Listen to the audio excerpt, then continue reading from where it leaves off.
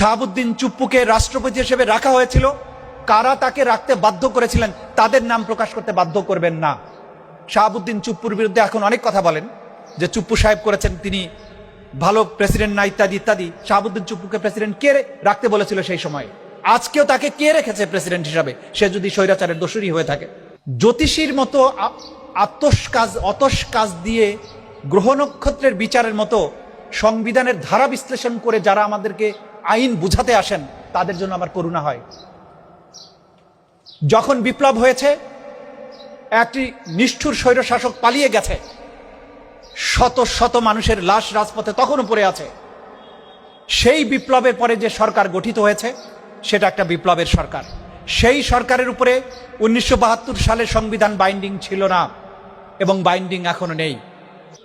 তারপরে নতুন interim government যখন হলো, সেটাকে কেন আপনাদের সরকারে যারা আছে তারাই তো এটা প্রস্তাব দিয়ে করেছিলেন যে একটা ইন্টারিম গভর্নমেন্ট হবে, সংবিধানের ব্যাখ্যা নিয়েছিলেন সুপ্রিম কোর্টের কাছ থেকে, প্রয়োজন ছিল না। একটা বিপ্লবী সরকার যখন গঠন হবে, জনগণের ইচ্ছা এবং অভিপ্রায়ের বহিঃপ্রকাশ হিসাবেই অন্তর্বর্তীকালীন সরকার গঠিত হয়েছিল। এটা সুপ্রিম কোর্টের রেফারেন্সের কারণে গঠিত হয়নি। এবং এই সরকারের কাছে যেহেতু জনগণের সকল শ্রেণী, পেশা, সকল রাজনৈতিক দল মতের মানুষের সমর্থন ছিল জুলাই বিপ্লবে, সেই সরকারের জন্য কোনো কনস্টিটিউশন বাধ্যকর ছিল না। সেই সরকার বাংলাদেশকে নতুন করে একটা নতুন বাংলাদেশ উপহার দেওয়ার জন্য দায়িত্বপ্রাপ্ত হয়েছিলেন এবং সেই দায়িত্ব প্রাপ্তিকে ভ্যালিডেট করেছে 2024 বা 25-এর যে গণভোট। যারা গণভোটকে বলে এটা আইনের দৃষ্টিতে বাধ্যকর নয়, তাদেরকে আমি জ্ঞান পাপী মনে করি। জনগণের ইচ্ছা এবং অভিপ্রায়ের বহিঃপ্রকাশ হিসাবে যে কনস্টিটিউশন সর্বোচ্চ আইন, এবং সর্বোচ্চ আইনটা আসে জনগণের ইচ্ছা এবং অভিপ্রায় থেকে। 73% মানুষ যে অভিপ্রায় দিয়েছিল তাকে অবজ্ঞা করার দুঃসাহস যারা দেখাচ্ছেন, তাদেরকে অবিলম্বে করুণ পরিণতি দেখার জন্য অপেক্ষা করতে হবে। আবু সাইদ মুগ্ধ, রিয়াগব, আসহাবুল ইয়ামিন সহ 1400 শহীদ, আজকে শহীদের সংখ্যা নিয়েও বিতর্ক করে। সব শহীদের সংখ্যা কি ডকুমেন্টেড হয়েছে? জাতিসংঘের রিপোর্টটা দয়া করে পড়ে দেখবেন। কত অজানা শহীদ আছে, সেগুলো কি আইডেন্টিফাইড হয়েছে সবাইকে? এখন বলে গেজেটে আছে এতজন, শহীদ হয়েছে এতজন। গেজেট দিয়ে কি সবকিছু নির্ধারণ হবে? গেজেটের বাইরে কি নেই? এবং যে 30 থেকে 35 হাজার মানুষ আহত হয়েছে, তাদের কি গেজেট হয়েছে? এই সমস্ত আইনের ধারা উপধারা মেনে কোনো বিপ্লব হয়নি, 1971 সালেও হয়নি। 72-এর যে সংবিধানের পক্ষে যুক্তি দেওয়া হচ্ছে, সেই সংবিধান কে প্রণয়ন করেছিল? সেই প্রণয়ন করেছিল সংবিধান পাকিস্তানের জন্য নির্বাচিত এক পার্লামেন্টের সদস্য, যারা 70 সালের নির্বাচনে নির্বাচিত হয়েছিলেন। তাহলে সেই সংবিধান মানেন কেন? নওশাদ জমির সাহেব ঠিকই বলেছেন, বাংলাদেশের সংবিধান বাংলাদেশের নির্বাচিত প্রতিনিধিদের হাত দিয়েই রচিত হওয়া উচিত। জুলাই বিপ্লব এক অভাবনীয় সুযোগ এনে দিয়েছিল। আমরা সেই সুযোগ হেলায় হোক, বোকামির জন্য হোক, নির্বুদ্ধিতার জন্য হোক, অথবা কোনো ষড়যন্ত্রের কারণে হোক, আমরা যদি এটা হেলায় হারাই, তাহলে এই জাতির কপালে অনেক লম্বা দুর্ভোগ আছে বলে আমি মনে করি। আমরা বিশ্বাস করি আজকে পার্লামেন্টে যারা আছেন তারা প্রত্যেকেই জুলাই বিপ্লবের অংশীদার। তারা জনগণের পালস বুঝবেন। তারা যে সমস্ত ছোটখাটো ভুলভ্রান্তি করছেন বা যে সমস্ত কথাবার্তা বলছেন, এখনো আমি তাদেরকে ক্ষমার দৃষ্টিতে দেখতে চাই। আমি বিশ্বাস করি তাদের মধ্যে বোধোদয় হবে। সংবিধানের ধারা উপধারার বিতর্কের মধ্যে তারা যাবেন না। এই দেশকে প্রফেসর ইউনূস সাহেব বলেছিলেন যে আমরা রিসেট বাটনে চাপ দিয়েছি। কারণ হচ্ছে জুলাই বিপ্লব যখন হয়েছিল, যেসব কথাবার্তা বলে জাতিকে বিভক্ত করা হচ্ছিল, প্রত্যেকটার কবর কিন্তু এই ঢাকা বিশ্ববিদ্যালয় থেকে দেয়া শুরু হয়েছিল। আপনারা মিছিল করেছিলেন, মধ্যরাতে বেরিয়ে এসেছিলেন, বলেছিলেন দেশটা কারো বাপের না। যখন বৈষম্যের বিরুদ্ধে আপনারা কথা বলেছিলেন, সেই বৈষম্য বিরোধী আন্দোলনকে দমন করার জন্য রাজাকার উপাধি দেওয়া হলো। আপনারা তখন বলেছিলেন তুমি কে আমি কে, রাজাকার রাজাকার। এর অর্থ এইটা নয় যে রাজাকারকে তারা সমর্থন করেছিল, তারা বরং রাজাকার ট্যাগ দিয়ে ন্যায্য দাবিকে দমন করার যে প্রচেষ্টা, সেটার বিরুদ্ধে তারা উঠে দাঁড়িয়েছিল। হিটলার ইহুদিদেরকে যখন নিধন করেছিল জার্মানিতে, তাদেরকে সাবহিউম্যান বলতো, তাদেরকে আবর্জনা বলতো, জীবাণু বলতো।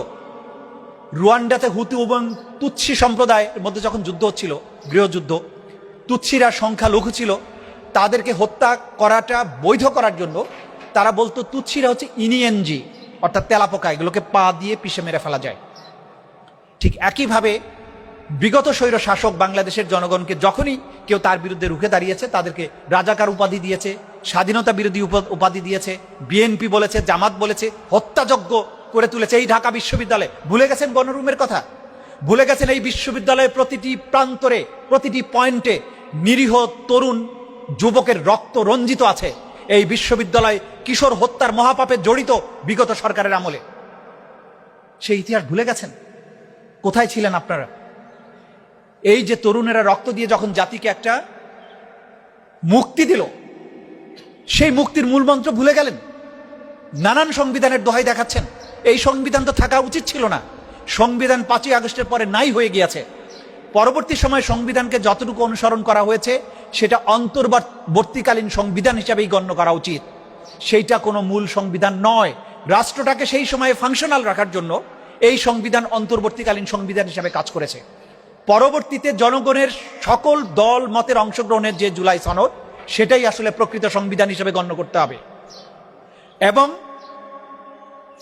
গণভোটের মধ্য দিয়ে সেই জিনিসটাকে কিন্তু বৈধতা দেওয়া হয়েছে। এরপরে এইটা নিয়ে কোনো তর্ক চলতে পারে না, চলা উচিত নয়। জাতির এক অভাবনীয় সময়ে, এক অভূতপূর্ব সময়ে 2024-এর জুলাই বিপ্লব, যেটাকে আমরা সবসময় জুলাই বিপ্লব বলবো, সেটা গণ অভ্যুত্থানও বলতে পারেন কেউ। আমাদের কাছে ছিল এটা একটা জাতির জীবনের বিপ্লব। 4 বছরের বাচ্চা, 6 বছরের বাচ্চা আইডি কার্ডটি বুকে ঝুলিয়ে এবং কখনো কখনো হাতের মধ্যে নিজের নাম লিখে যখন গুলির সামনে যাচ্ছিল, যখন বাবা তার সন্তানকে কোলে নিয়ে মিছিলে যাচ্ছিলেন, যখন রাষ্ট্রের সকল পর্যায়ের বিচারক, আমলা, বিশ্ববিদ্যালয়ের শিক্ষক, প্রশাসনের ব্যক্তিরা পর্যন্ত পোশাক বদলিয়ে মাস্ক পরে হলেও মিছিলে গিয়েছিলেন, বিশেষ করে 3রা আগস্ট 2024 সালে শহীদ মিনারের সমাবেশে আমি নিজে দেখেছিলাম এরকম অসংখ্য মানুষকে। যখন মানুষ এভাবে সন্তানকে কোলে নিয়ে বুকের রক্ত দেওয়ার জন্য সামনে চলে যায়, সেটা তখন বিপ্লব হয়ে যায়। এবং এই বিপ্লবের জন্য যখন তারা, আমি আমার 3 বছর বয়সী, 4 বছর বয়সী ভাতিজার কথা জানি, তার হাতের মধ্যে সে নিজের নাম লিখে রাস্তায় নামতো। ওর বাবা জিজ্ঞাসা করেছে যে কেন নাম লিখেছো? বলছে যদি গুলি লাগে তখন আমাকে যাতে চিনতে পারে সেজন্য আমি নাম লিখে রেখেছি। এই আবেগ নিয়ে যখন একটা বিপ্লব সাধিত হয়েছিল, যার ফলে 17 বছরের নিষ্ঠুর এক স্বৈর শাসক দিল্লি পর্যন্ত পালিয়ে গিয়েছিলেন এবং এই বাংলাদেশে বিপ্লব সফল হয়েছিল। আজকে সেই বিপ্লবের সুফল ভোগকারীরা যখন বলে রাষ্ট্র আবেগ দিয়ে চলে না, তখন লজ্জায় আমাদের মাথা হেঁট হয়ে যায়। এটা রাষ্ট্রের সাথে, বিপ্লবের সাথে, জন আকাঙ্ক্ষার সাথে সুস্পষ্ট প্রতারণা এবং বিশ্বাসঘাতকতা বলে আমরা মনে করি।